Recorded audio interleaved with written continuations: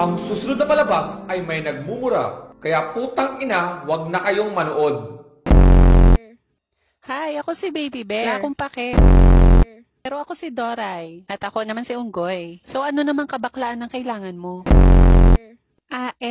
Gusto ko sana makauwi na sa amin at makita ang aking nanay at ang aking kapatid. Maaari niyo ba akong ihatid, ha? Sure. Oo naman. Yay, group, ha? Nakakatawa. Ay, may pagong.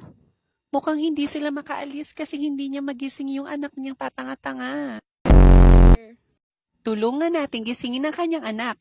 Isigaw natin na malakas. Gising, pagong! Di ba sabi ko laksan niyo? Isa patang ina niyo. Gising, pagong! Ayan, nagising na ang puta. Tara na. Yay!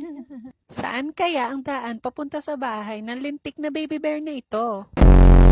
Pag pinili mo ang pula, ibig sabihin tanga ka. O sa asul? Saan kaya? Tut! Tama! Sa asul! Tara na, ihatid na natin ang mukhang unggoy na bear na ito. Oo nga, mas mukha pa siyang unggoy kesa sa akin. Ganon. Tara na. Mama! Mama! Andito na ako! Anak!